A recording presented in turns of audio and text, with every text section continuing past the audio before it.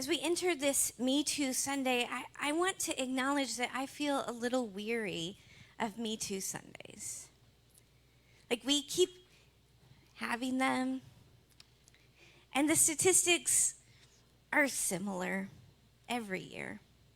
And they were actually similar, like, in 1995 when I graduated high school.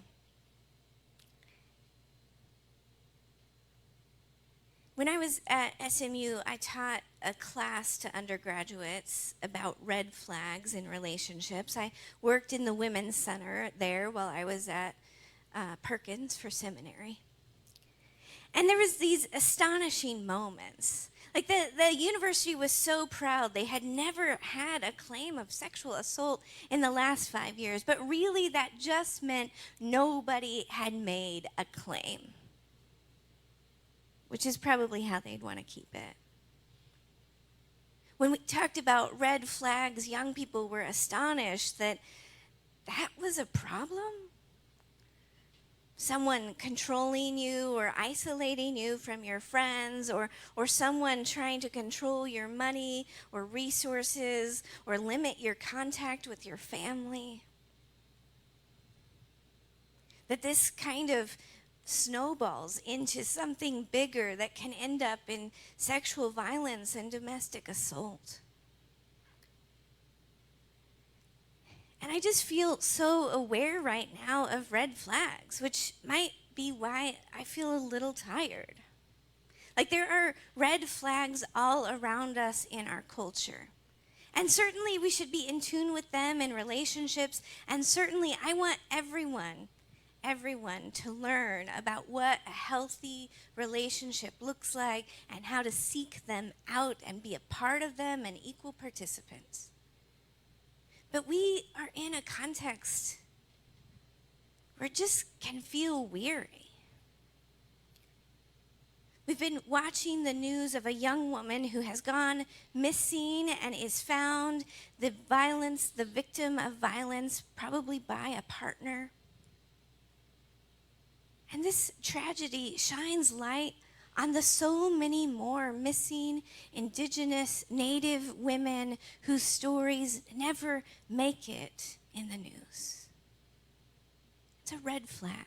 It's an epidemic of violence that we accept.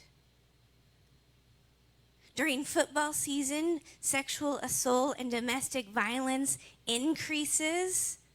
That's probably a red flag if we would look. During the College World Series, human trafficking in our city increases. That is a red flag in our culture, our context. In the not too distant past, we elected a president whose locker room talk made it on the airwaves, and that was not a deal breaker. Like, that's a huge red flag. Maybe it's a red hat. I don't know.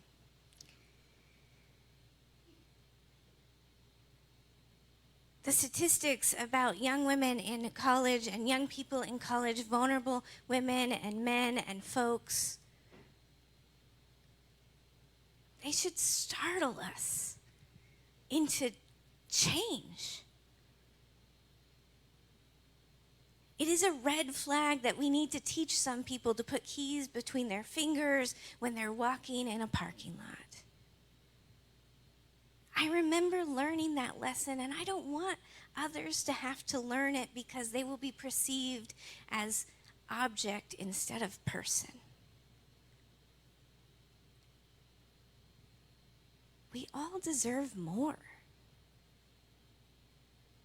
We live in this wildly waving red flag of laws in Texas that are about controlling bodies at their very heart. Because if they were genuinely about ending or limiting or reducing abortions, there would be ways to do that they could support, like access to health care, access to research-based sex education, access to resources and opportunities that would make someone feel like they could support a child in this community. the support of early childhood programs and education. These things are needed. But trying to limit and control bodies, this is a red flag. The past few months, I have witnessed in the state of Nebraska debates that really put vulnerable young people in harm's way. Folks have debated and hoped for healthy sex education, health education that includes everybody. In an age-appropriate way, young people learning even the terms of gay, lesbian, bisexual, transgender. And the fury and anger and fear and hatred and vitriol that rose up from that, it is a terrifying red flag. And the real victims are the young people who need that health education now, who need to be able to see themselves in the stories that teachers tell, not just a prince and a princess, but a knight that maybe runs off with a prince sometimes. Young people need to see who they are so they know that there is a future for them, that their first thought isn't something is wrong with the culture not representing me. Their first thought is something might be wrong with me.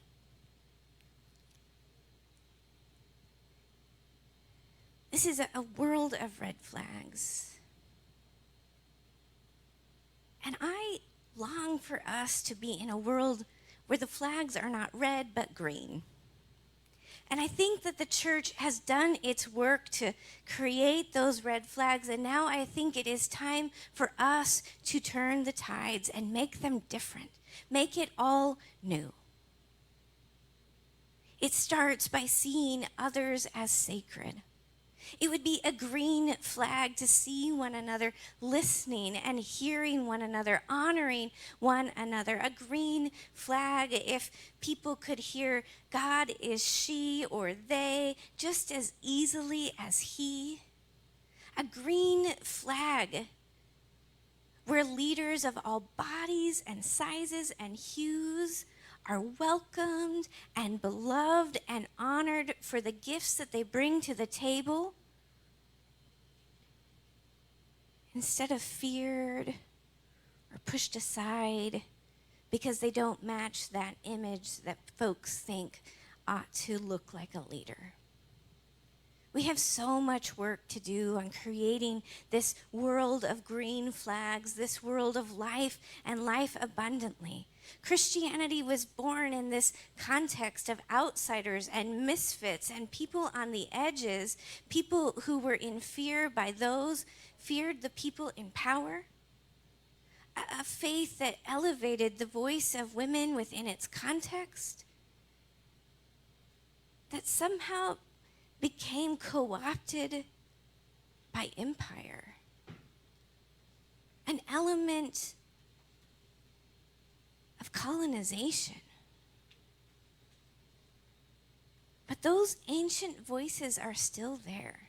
Wisdom, she still cries out in the busiest streets, in the loudest intersections, listening for folks, asking folks to listen. This narrative of a feminine, divine voice is still there. Mary's song of lifting up the lowly is still there. It is an undeniable call to us to make the world new. May we have the courage. May we have the courage. May it be so. Amen.